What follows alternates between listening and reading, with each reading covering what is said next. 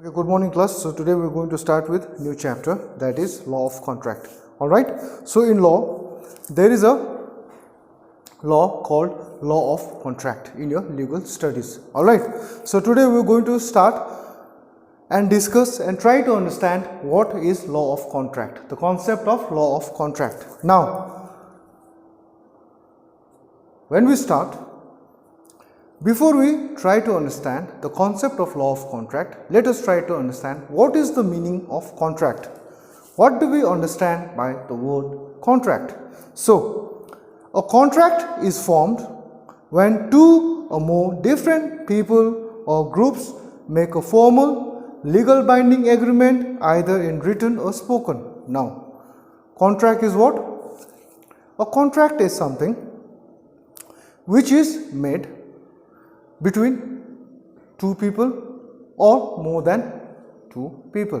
Now, for a very simple example of a contract is, there are two friends, all right? There are two friends and one friend asks another friend for a pencil. Now, the moment he asks and the moment his friend agrees to give him his pencil, there is a contract. All right. The contract is A asking B for his pencil and B willingly saying okay, agreeing okay that I will lend you my pencil. Now that part is a contract. All right. So a contract is nothing but it is between two or more people, whether in writing or in oral form or in any legal binding. That is, a contract can be made whether in writing. The best example of written contract is when we approach to a company for a job. All right. Now, the owner of that company is trying to give me a job and I am trying to seek that job. The moment the owner and the employer agrees the terms and condition which is in a written form. All right. So, for example, there is a company. All right. Now, there is a vacancy for a clerk. All right. So, there is a vacancy for a clerk in a company. Now, if I am willing to work over there as a clerk, I will go and approach to the owner. There will be an interview, and when I pass that interview, then the company will tell me, okay, this will be the terms and condition of our company. Your salary will be this much. You will get 14 days of holiday throughout the year. All these things are the terms given to me by my owner. Now, if I agree, okay, I am fine with my salary, I am fine with my holidays, I am fine with my working hours. The moment I accept it, it becomes a contract between me and my owner. All right. Now, there has to be some written form, isn't it? So, I sign all those papers agreeing that, okay, I will follow the terms and conditions given to me by my owner.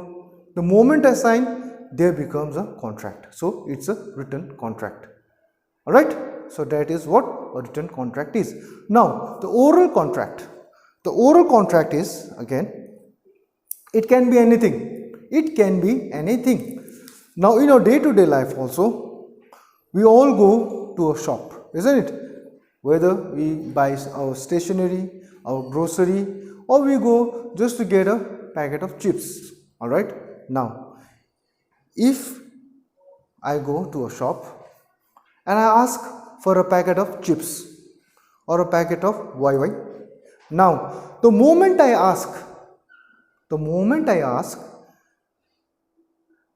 I say, okay, give me one packet of chips. All right. Now, the shopkeeper will give me one packet of chips, but I have to give him money, isn't it, in order to get the chips. Now, me giving that money to the shopkeeper and the shopkeeper giving me that packet of chips is a contract, isn't it? So it is a oral contract. Alright, so why it is oral? Because it's not in a written form. Alright, another example is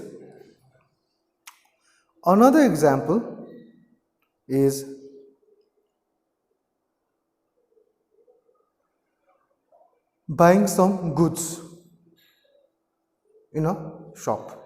Alright, first of all, I ask some let's take an example. I go to a grocery shop and I ask for daily grocery items. Alright, I ask for chini, atta, maida, whatever it is.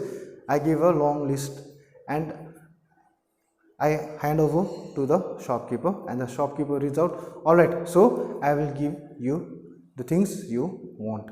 The moment the shopkeeper tells me, okay, I will give you, but you have to pay me this much of money, then that is a contract in a oral form.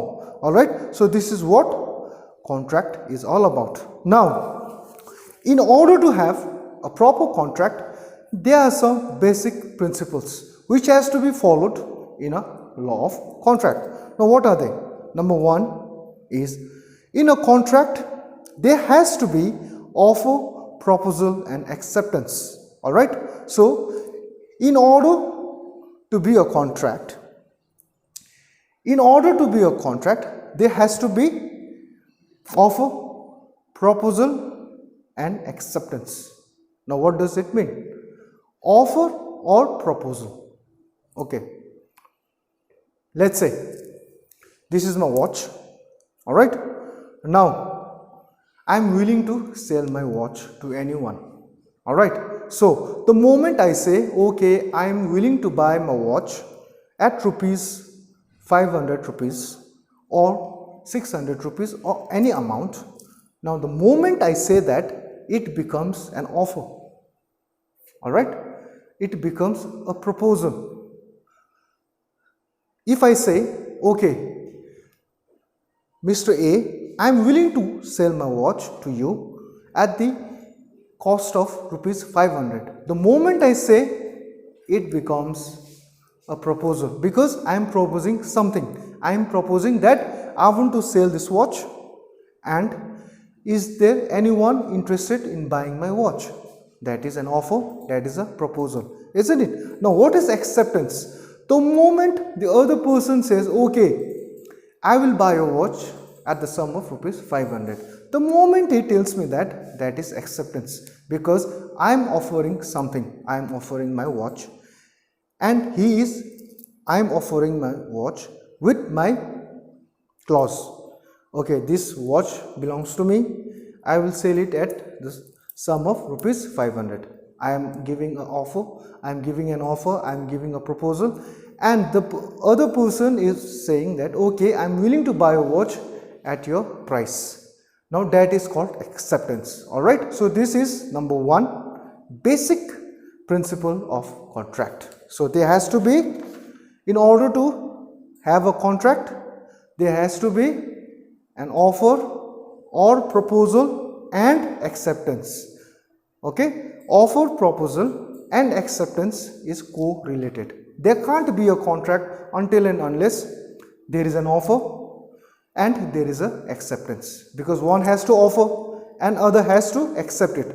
We can't sell our things, or we can't enter into a contract forcibly, isn't it? So this is the first basic principle of a contract. Now, another one is consideration. Alright, now another basic principle is consideration. Alright, now what is consideration is all about? Consideration is the benefit that each party receives or expects to receive when entering into a contract. Consideration is often monetary, but it can be a promise to perform a specific act or a promise to refrain from doing something. In order for a contract or agreement to be legally binding, any party to the contract must receive some type of consideration. In other words, a contract is a two-way street. So each party must receive something, a value from other party or parties. Alright. So what is the concept of consideration is, there are two people, or we can say these two are two parties, number one, number two, or Mr. A and B. Now the simple example again comes the watch. Alright. Now Mr. A is willing to sell his watch to Mr. B. He has made the first basic principle, offer. Now Mr. B is also willing to accept his offer. Now Mr. A says, okay, I will give you my watch at the sum of rupees 500. And Mr. B says, okay, I am ready to pay you the sum of rupees 500. Now this is what consideration is all about. Why? Because Mr. A will get a sum of rupees 500 and Mr. B will get his watch. Now both of them are in profit, isn't it? Both of them are in profit because Mr. A gets the money and Mr. B gets his watch. So this is what consideration is all about. This is the reason why a consideration is also sometimes said a true two-way street. Alright, both the parties will gain. Both the parties will gain, and this has to be there in a contract. Now if Mr. B is ready to pay him the sum of rupees 500, and after paying him the sum of rupees 500, Mr. A will not give him his watch, then there will be a consideration? No, isn't it? Because Mr. A has got 500 but Mr. B has gained nothing, although he has accepted it. So that can't be a contract. Alright, so this is what a consideration means.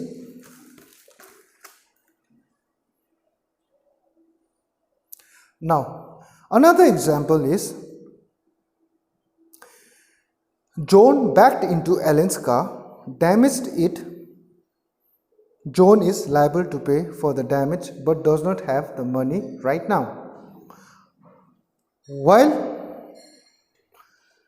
A or John could sue B for the damages of his car, he enters into an agreement with John to give him 90 days to pay the full amount of 20,000 plus the additional of rupees 2,000 for the inconvenience.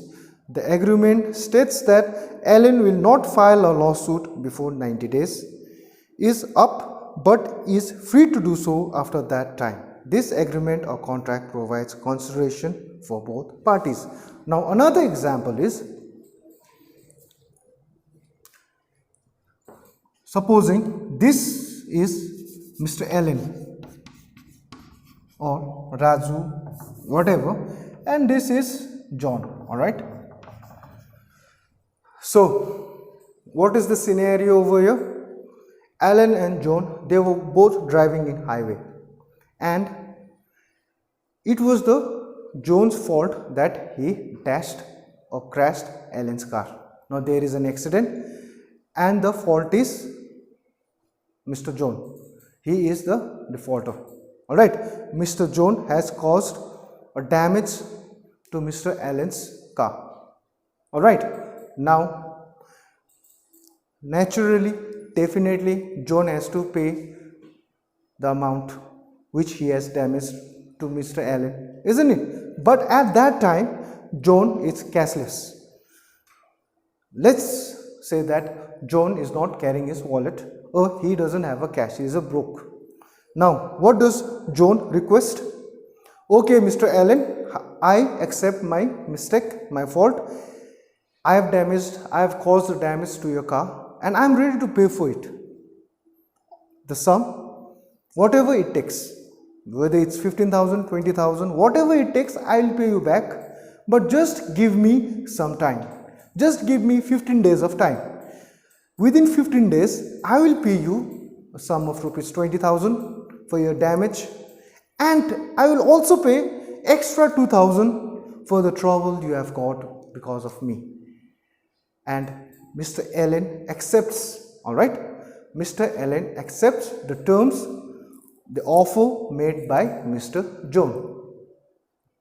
Now, there is a contract between John and Allen, isn't it? Because John, after damaging Allen's car, has asked Allen for 15 days of time that he will give all amount of money for his damage. Number one, he has offered Mr. Allen. Number two, he has also offered that I will give you a sum of 2,000 as a let's say as a tribute, or as a